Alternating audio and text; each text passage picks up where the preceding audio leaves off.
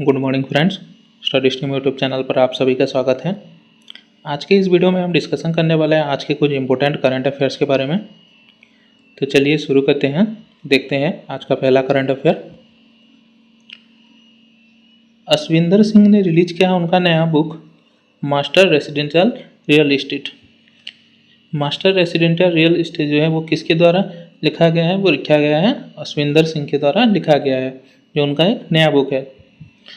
Ashwinder R. Singh's new book, Master Residential Real Estate, is a comprehensive guide to the industry। जो industrial sector है उसके ऊपर ये book लिखी गई है। जो master residential real estate book है, इस guide that aim to at is, जो उसका एम क्या है? इस बुक गाइड करती है किसे? क्योंकि असिस्ट करती है होम बायर्स, इन्वेस्टर्स, स्टूडेंट्स और professional with carriers in real estate. जो लोग अपने कैरियर बनाना चाहते हैं रियल इस्टेट में, उनको ये गाइड करती है। किन किन को ये गाइड करती है? ये गाइड करती है होम बायर्स, इन्वेस्टर्स, स्टूडेंट्स और प्रोफेशनल्स, जो कि है रियल इस्टेट में अपना कैरियर बनाना चाहते हैं, उनको ये गाइड करती है। To navigate the complex world of residential real estate in India, जो कि हमारा कॉम्प्लेक्स वर्ल्ड है रेसिडेंशियल रियल इस्टेट जो है वो क्या है, उसके लिए वो गाइड करती है। इस बुक के थ्रू वो गाइड करती है ये बुक। ये जो बुक है वो कौन कौन से टॉपिक को कवर करती है? ये बुक जो है वो टॉपिक्स वगैरह कवर करती है, वो भी diligence, choosing the right location, negotiating a fair price and avoiding legal blind spots. इन्हीं सब चीज़ें इस बुक में लिखी गई है और ये कवर करती है। ये सब टॉपिक्स वगैरह वहाँ पर कवर की जाती है, इस बुक में कवर किया गया है। तो चलिए देखते हैं हमारा next current affair. Telangana price structure chosen for green apple awards. जो ग्रीन एप्पल अवार्ड्स है उसके लिए तेलंगाना के 5 स्ट्रक्चर्स को चुना गया है। In the urban and real estate sector category, जो कि urban and real estate sector category में Telangana has been awarded with the international green apple awards for beautiful buildings. ये जो इंटरनेशनल ग्रीन एप्पल अवार्ड्स है फॉर ब्यूटीफुल बिल्डिंग्स के लिए तेलंगाना के 5 जगहों को चुना गया है, इसको अवार्ड मिलेगा। ये पहली बार है, for the first time any building और structure in India has receive this prestigious award. ये पहली बार हो रहा है कि इंडिया का कोई बिल्डिंग और स्ट्रक्चर जो कि है ये अवार्ड जीत रहा है। कौन सा? ग्रीन एप्पल अवार्ड, जो पहली बार इंडिया के किसी बिल्डिंग और स्ट्रक्चर को मिल रहा है। जो 5 सिलेक्टेड बिल्डिंग्स हैं तेलंगाना के, वो क्या क्या है देखते हैं। वो है मज़म जही मार्केट, जो कि हेरिटेज कैटेगरी है, हेरिटेज कैटेगरी में है मज़म जही मार्केट। और दूसरा है दुर्गम चेरुवु केबल ब्रिज। दुर्गम चेरुवु केबल ब्रिज जो है वो ब्रिज कैटेगरी में उसे चुना गया है। BR Ambedkar Telangana state secretariat buildings falls under the aesthetically designed office and workspace category, जो कि ऑफिस और वर्कस्पेस कैटेगरी में BR Ambedkar Telangana state secretariat building को ये अवार्ड मिला है। और चौथा है integrated command control centre of Telangana police. जो इंटीग्रेटेड कमांड कंट्रोल सेंटर है तेलंगाना पुलिस का, ये डिस्टिंक्ट टाइप ऑफ, जो कि उसको अवार्ड मिला है डिस्टिंक्टिव टाइप ऑफ ऑफिस की अवार्ड मिला है। यदाद्री टेम्पल जो है, जो 5th स्ट्रक्चर है यदाद्री टेम्पल, वो एक्सीलेंट रिलीजियस स्ट्रक्चर्स कैटेगरी में उसे ये अवार्ड मिला है। जो ग्रीन ऑर्गेनाइजेशन है वो कब फाउंड किया गया था? वो फाउंड किया गया था लंदन में 1994 को। और the green has been organize the annual green apple award since 2016। 2016 से ये हर साल ग्रीन एप्पल अवार्ड्स प्रेजेंट कर रही है। कौन? ग्रीन ऑर्गेनाइजेशन जो है वो ग्रीन एप्पल अवार्ड्स दे रही है। तो चलिए देखते हैं हमारा next current affair. Pakistan Nahida Khan announces retirement for international cricket. जो पाकिस्तानी क्रिकेटर है नाहिदा खान, उन्होंने अपना रिटायरमेंट अनाउंस किया है इंटरनेशनल क्रिकेट से। पाकिस्तान की जो वुमेन क्रिकेटर है Nahida Khan announce her retirement from international cricket. उन्होंने इंटरनेशनल क्रिकेट से अपना रिटायरमेंट अनाउंस किया है।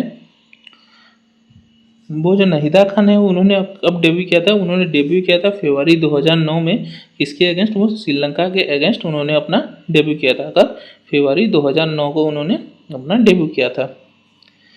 उन्होंने पाकिस्तान को रिप्रेजेंट किया है ओवर 100 मैचेस अक्रॉस फॉर्मेट्स, जो कि हमारे एक्रॉस फॉर्मेट्स होते हैं तीनों, वनडे, T20 टेस्ट, उन तीनों को मिलाकर उन्होंने 100 से भी ज़्यादा मैचेस में पाकिस्तान को रिप्रेजेंट किया है।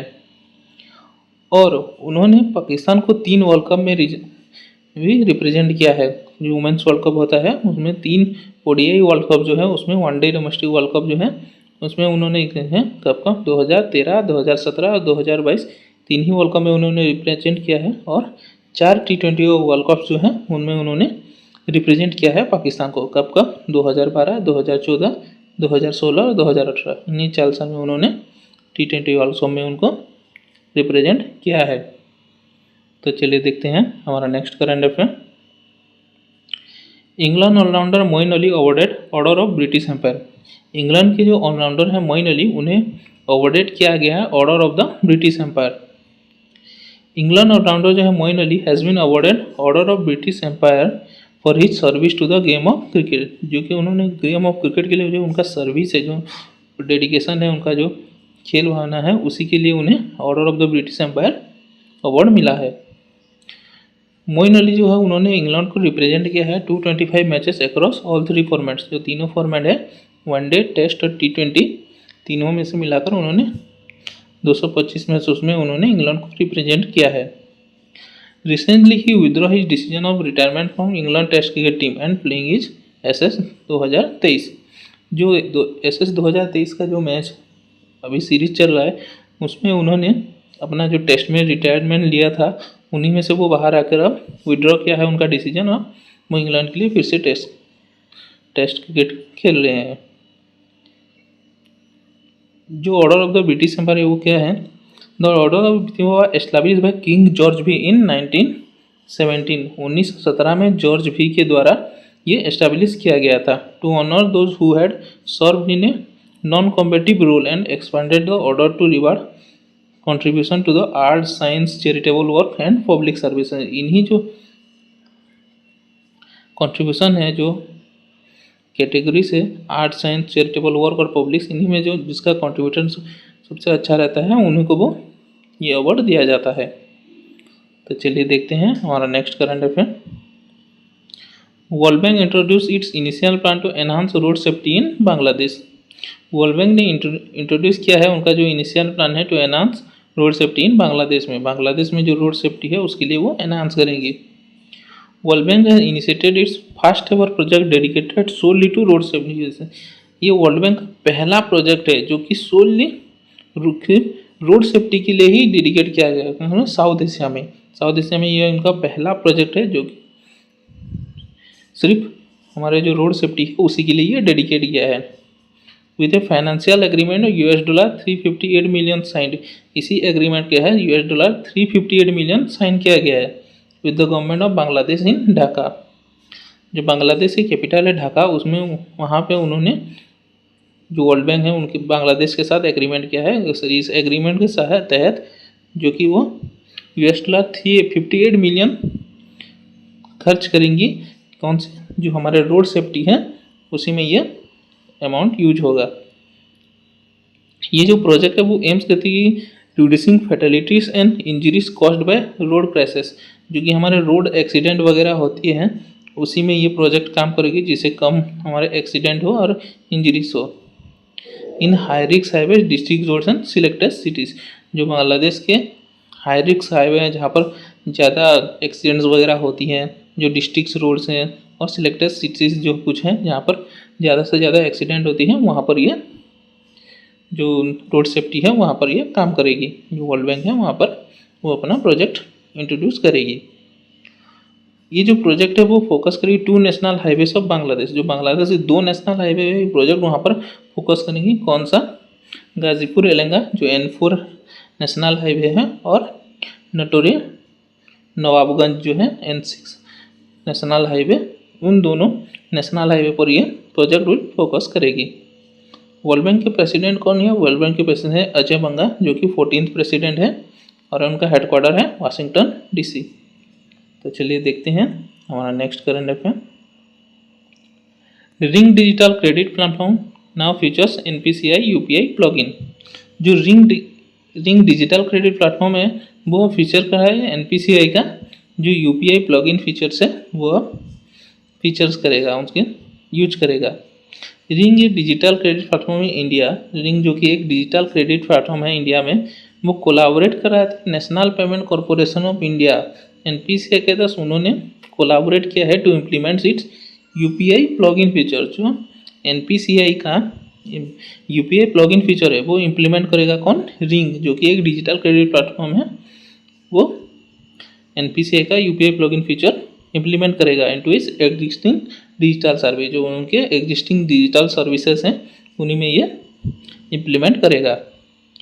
This agreement will allow Ring to provide its customer with scan and pay option. ये जो एग्रीमेंट है, इसी एग्रीमेंट के तहत रिंग जो है वो अपने कस्टमर्स को प्रोवाइड करेगा एक स्कैन एंड पे ऑप्शन और attracting new customer who prefers to use UPI for payments. और बाकी जो कस्टमर्स वगैरह रहते हैं जो पेमेंट्स के लिए यूपीआई वगैरह करते हैं, जो प्रीफर करते हैं, उनको वो अट्रैक्ट करेगा इसी एग्रीमेंट के तहत। सीटीओ रिंग के सीटीओ और को फाउंडर कौन है? सीटीओ और को फाउंडर है करण मेहता, उसके सीटीओ और को फाउंडर है। तो चलिए देखते हैं हमारा next current affair. IIT Madras researcher develop data science IoT based method for mobile pollution monitoring. जो आईआईटी मद्रास है उन्होंने एक डेवलप किया है डेटा साइंस, जो कि एक आईओटी बेस्ड मेथड है फॉर मोबाइल पोल्यूशन मॉनिटरिंग। जो मोबाइल पोल्यूशन को मॉनिटर करने के लिए पोल्यूशन को उन्होंने एक आईओटी बेस्ड मेथड डेवलप किया है। Researchers at the Indian institute of technology Madras, जो आईआईटी मद्रास के रिसर्चर हैं, have made a significant progress in the field of air pollution. जो एयर पोल्यूशन की फील्ड में उन्होंने monitoring by developing a low cost mobile air pollution monitoring framework. उन्होंने जो हमारे फील्ड ऑफ एयर पोल्यूशन है, एयर पोल्यूशन को monitor करने के लिए उन्होंने एक low cost mobile air pollution monitoring framework तैयारी किया है, बनाया है, जो कि एक एयर पोल्यूशन मॉनिटरिंग सिस्टम है उन्होंने बनाया है, जो कि लो कॉस्ट है, जो कि एयर पोल्यूशन को मॉनिटर करने के लिए। और ये किसने बनाया है? आईआईटी मद्रास ने इसे डेवलप किया है। This innovative approach utilize data science, internet of things technology and low cost pollution sensor mounted on public vehicle to dynamically monitor air quality at a high spatial and temporal resolution. ये जो हमारा develop किया गया है जो pollution monitoring system, ये क्या क्या यूटिलाइज करती है? यूटिलाइज करती है data science, internet of things technology और low cost pollution sensor mounted है। इसमें low cost pollution sensor mounted है जो कि पब्लिक व्हीकल को डायनेमिकली मॉनिटर करेगी, उनकी एयर क्वालिटी को कि कितना उनका एयर पोल्यूशन है वो मॉनिटर करेगी। ये जो प्रोजेक्ट है उसका नाम क्या है? उसका नाम है कातुरु। कातुरु का means air in Tamil, Tamil में उसको एयर कहते हैं, जो कि उसका नाम कातुरु है। तो चलिए देखते हैं हमारा नेक्स्ट करंट अफेयर। आईएनएस देगा upgrades it's naval airfield security system. INS देगा जो है उसने अपग्रेड किया है, उसका जो नेवल एयरफील्ड सिक्योरिटी सिस्टम है उसे अपग्रेड किया है। Vice admiral Vishwajit Dasgupta, flag officer commander in chief of eastern naval command, जो हमारे फ्लैग ऑफिसर हैं commanding in chief of eastern naval command, vice admiral Vishwajit Dasgupta, उन्होंने ऑफिशियली ओपन किया है naval airfield integrated security system NAISS and the naval anti drone system NADS at INS Dega इन विशाखापट्टनम। जो हमारे vice admiral है विश्वजीत दासगुप्ता, उन्होंने ऑफिशियली ओपन किया है क्या? Novel airfield integrated security system और नावल एंटी ड्रोन सिस्टम, दोनों को उन्होंने ओपन किया है। कहाँ पर? INS देगा पर, जो कि विशाखापट्टनम में है। विशाखापट्टनम में उन्होंने उसे अब ओपन किया है, इनागुरेट किया है। NIASS जो है, जो कि हमारा novel airfield integrated security system NIASS जो है वह design by Bharat electronics limited. ये भारत इलेक्ट्रॉनिक्स लिमिटेड के द्वारा डिज़ाइन किया गया है, BEL जो है उसके द्वारा डिजाइन किया गया and features advance AI technology for area security. और ये एडवांस जो हमारे फीचर्स है AI technology, advance AI technology है, उसमें ये फीचर्स करता है ये सिक्योरिटी सिस्टम जो है। और जो NADS है, novel anti drone system NADS, उसे भी BEL ने डेवलप किया है, BEL ने, भारत इलेक्ट्रॉनिक्स लिमिटेड ने उसे डेवलप किया है। और ये एक एंटी ड्रोन सिस्टम है जो कि डिटेक्ट, ट्रैक और एलिमिनेट करती है hostile drones near the airfield. जो हमारे एयरफील्ड के नियर जो जितने भी ड्रोन्स वगैरह अगर दिखे जाएंगे डिटेक्ट करेगी, उसे ट्रैक करेगी और एलिमिनेट करेगी उसको। इस जो हमारा सिस्टम है एंटी कौन से हम नाval एंटी ड्रोन सिस्टम के तहत वो उन सबको ट्रैक करेगी और डिटेक्ट करेगी। तो चलिए देखते हैं हमारा next current affair. UK appoints Jane Marriott as first women envoy to Pakistan. UK ने अपॉइंट किया है किसे, जेन मैरियट को, जो कि पहली वुमेन एनवॉय है जो पाकिस्तान को। She is first women envoy to Pakistan, वो पहली एनवॉय है, फर्स्ट वुमेन एनवॉय है पाकिस्तान में। The United Kingdom has announced appointment of senior diplomat Jane Marriott as the next British high commissioner to Pakistan. ये नई next British high commissioner to Pakistan बनेगी और ये पहली वुमेन है जो कि British female envoy to Islamabad, जो कि पहली फर्स्ट फीमेल ब्रिटिश एनवॉय है जो कि पाकिस्तान में रहेगी, ब्रिटिश हाई कमिश्नर में रहेगी।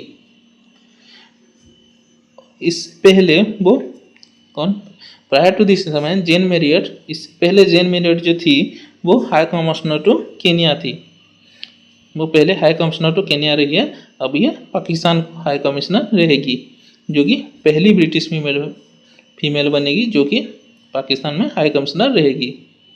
और ये रिप्लेस करेगी डॉक्टर क्रिस्टियन टर्नर को, जो उन्होंने जनवरी में लेफ्ट किया था। किसे रिप्लेस करेगी, डॉक्टर क्रिस्टियन टर्नर को वो रिप्लेस करेगी। तो चलिए देखते हैं हमारा next current affair. India to host IIAS annual conference 2025 at Kochi. India जो वो होस्ट करेगी IIAS एनुअल कॉन्फ्रेंस 2025 में, वो कोची केरला में होस्ट करेगी। India express the willingness to host the 2025 IIAS international institute of administrative science, जो कि है IIAS, वो एनुअल कॉन्फ्रेंस है जो कि कोची केरला में फरवरी 2020 में होस्ट करेगी। कौन, इंडिया होस्ट करेगी, वो होस्ट होगा कोची केरला में और वो होगा फरवरी 2025 में। और उसका थीम क्या है, उसका थीम है next generation administrative reforms empowering citizens and reaching the last miles. ये उसका थीम है जो कि इंडिया होस्ट करने वाला है 2025 में, जो IIAS का एनुअल कॉन्फ्रेंस उसका ये थीम है। India's decision convey to the council of administration of IIAS in meeting dated 14 June 2023 by video conference. एक वीडियो कॉन्फ्रेंस के जरिए इसे ये डिसीजन लिया गया जो कि 14 जून 2023 को लिया गया है। International institute of administrative science जो है IIAS, वो कब एस्टैब्लिश किया गया था, ये एस्टैब्लिश हुआ था 1930 में और इसका हेडक्वार्टर है ब्रुसेल्स, बेल्जियम में इसका हेडक्वार्टर है। तो चलिए देखते हैं हमारा next current affair. India Bangladesh to undertake 5 development projects in border areas. India और बांग्लादेश दोनों मिलकर 5 डेवलपमेंटल प्रोजेक्ट्स करेंगी उनके बॉर्डर एरियाज में। हमारा जो BSF है, border security force of India and Bangladesh border guards, Bangladesh जो कि बांग्लादेश बॉर्डर गार्ड्स है, वो और इंडिया के BSF मिलकर दोनों ने एग्री किया है initiative 5 development projects to improve the ground condition along the India Bangladesh border. India Bangladesh borders में जो है वहाँ पर वो डेवलपमेंटल प्रोजेक्ट्स करेगी to improve the ground condition को बेटर करने के लिए वो 5 डेवलपमेंटल प्रोजेक्ट्स वहाँ पर इम्प्रूव करेगी। ये जो डिसीजन है वो लिया गया था, decision were announced during the 53rd director general level border coordination conference between BSF and BG held in New Delhi from 11 to 14 June. जो 11 से 14 जून के बीच में तो कॉन्फ्रेंस हुआ था BSF और BGB, BSF जो border security force of India है और बांग्लादेश का बॉर्डर गार्ड्स ऑफ बांग्लादेश जो है, तो दोनों ने मिलकर जो उनका मीटिंग हुआ था, कॉन्फ्रेंस हुआ था 11 से 14 जून के बीच, उसी कॉन्फ्रेंस के अंदर ये डिसीजन लिया गया है। जो BSF साइड इंडिया की तरफ से उन्होंने लीड किया, किसी ने लीड किया था, सुजय लाल थाउसन ने उन्हें लीड किया था, जो कि डायरेक्टर जनरल ऑफ BSF है। और बांग्लादेश की तरफ से BGB side was led by AKM Nazmul Hasan, जो कि BGB के डायरेक्टर जनरल है। ये जो 5 प्रोजेक्ट्स है वो क्या क्या करेगी, वो इंक्लूड कंस्ट्रक्शन करेगी और Bailey bridge, road repair and the strengthening of returning walls, जो कि रिटर्निंग वाल्स है, रोड रिपेयर करेगी और बेली ब्रिज वगैरह जो है इसी प्रोजेक्ट के तहत कंस्ट्रक्ट किया जाएगा। और ये जो प्रोजेक्ट है वो इम्प्लीमेंट किया जाएगा 5 स्टेट्स अलॉन्ग द बॉर्डर, जो हमारे इंडिया बांग्लादेश बॉर्डर में है वो 5 स्टेट्स हैं, उनमें ये प्रोजेक्ट इम्प्लीमेंट किया जाएगा। कौन कौन से state? Assam, West Bengal, Mizoram, Meghalaya. Assam, West Bengal, Mizoram, Meghalaya, Tripura और त्रिपुरा, इन्हीं 5 स्टेट्स में ये इम्प्लीमेंट किया जाएगा। कौन कौन से? आसाम, वेस्ट बंगाल, मिजोरम, मेघालय और त्रिपुरा, इन्हीं 5 स्टेट्स में ये प्रोजेक्ट इम्प्लीमेंट किया जाएगा। तो चलिए देखते हैं हमारा next current affair. UNGA adopts draft resolution introduced by India. UNGA ने यूनाइटेड नेशन जनरल असेंबली जो उन्होंने एडॉप्ट किया है, जो कि इंडिया के द्वारा एक ड्राफ्ट रेजोल्यूशन इंट्रोड्यूस किया गया था, उसे उन्होंने एडॉप्ट किया है। On 40 June 2023 United Nation General Assembly UNGA जो है उन्होंने एडॉप्ट किया draft resolution which was introduced by India to establish a memorial wall to honour fallen peace keepers, जो कि हमारे फॉलन पीस कीपर है उनका एक मेमोरियल वॉल ऑनर किया जाए, इसलिए उन्होंने इंडिया ने इंट्रोड्यूस किया था यूएन में, जो उन्होंने यूएनजीए जो है उसने एक्सेप्ट कर लिया है। ये जो ड्राफ्ट रेजोल्यूशन था उसे उन्होंने एडॉप्ट कर लिया है। इंडिया के जो परमानेंट रिप्रेजेंटेटिव है to UN Ruchira Kamboj revealed that the draft resolution which title as memorial wall of fallen United Nation peace keepers, जो ये हमारे जो इंडिया के परमानेंट रिप्रेजेंटेटिव है यूएन रुचिरा काम्बोज ने उन्होंने रिवेल किया है कि ये जो ड्राफ्ट रेजोल्यूशन उसका टाइटल है memorial wall for fallen United Nation peace keepers. जो ये वॉल है वो कहाँ पर है? UN general assembly hall, United nation headquarter in New York, जो यूनाइटेड नेशन का हेडक्वार्टर है न्यूयॉर्क, वहाँ पर जो यूएन जनरल असेंबली हॉल है वहाँ पर ये किया जाएगा। ये जो रेजोल्यूशन हुआ submitted by 18 countries including Bangladesh, Canada, China, Denmark, Egypt, France, India, Indonesia, Jordan, Nepal, Rwanda and the US. ये जो है ये रेजोल्यूशन है वो कितने कंट्रीज के द्वारा सबमिट किया गया था? ये 18 कंट्रीज के द्वारा सबमिट किया गया था। और ये फंड किसके द्वारा किया जाएगा? जो वॉलंटरी कंट्रीब्यूशन रहेगा, बाकी जो यूएन जी के जो मेंबर्स कंट्रीज हैं उनके द्वारा ये वॉलंटरी कंट्रीब्यूशन के थ्रू तो फंडेड होगा। तो ये जो वॉल है will be included ceremonies of the international day of United Nation peace keepers, international जो इंक्लूड करेगी सेरेमनीज को, international day of United Nation piece keeper जो सेरेमनी है उस ये वॉल को उसे इंक्लूड करेगी। और ये जो वॉल है वो ऑनर करेगी 3500 पीस कीपर्स को, जो कि 3500 पीस कीपर्स हैं उनको ये वॉल ऑनर करेगी, who have lost lives different missions conflict areas of globes, जो कि डिफरेंट मिशन में जिन्होंने अपनी जान गंवा दी थी उन सबको ये ऑनर करेगी वॉल। लगभग 3500 पीस कीपर्स इसमें ऑनर होंगे। तो चलिए देखते हैं हमारा नेक्स्ट करंट अफेयर। थोड़ा शॉर्ट्स न्यूज़ वगैरह देख लेते हैं क्या है। UNESCO has announced that the United State will rejoin the agency in July for 4 years after leaving due to allegation to bias of against Israel. United State जो है वो रीजन फिर से ज्वाइन करने वाला है यूनेस्को को, जिसमें उन्होंने 4 साल पहले लेफ्ट कर दिया गया था। Arunachal Pradesh CM launches Arunapol app of Arunachal Pradesh to facilitate common people to lodge complaints without coming to the police station। Arunachal Pradesh के सीएम ने लॉन्च किया है अरुणापोल ऐप, जो कि अरुणाचल पुलिस के लिए है। और ये किसके हैं? जो कॉमन पीपल हैं वो लॉन्च करेंगे कंप्लेंट्स। इस ऐप के तहत वो कंप्लेंट लॉन्च करेंगी विदाउट कमिंग टू द, बिना पुलिस स्टेशन आए इस ऐप के तहत वो अपना कंप्लेंट लॉन्च कर सकती हैं। उत्तम लाल है assume the role of director of personnel at NHPC limited. India है leading hydro power company, India के जो एक लीडिंग हाइड्रो पावर कंपनी है एनएचपीसी, उसमें उत्तम लाल ने डायरेक्टर का एज्यूम जो रोल है वो एज्यूम किया है। तो दोस्तों आज के लिए बस इतना ही। अगर आपको वीडियो अच्छी लगी तो प्लीज़ लाइक कीजिए, शेयर कीजिए और चैनल को सब्सक्राइब करिए ऐसे ही वीडियो पाने के लिए। मिलते हैं अगले वीडियो में। Thank you.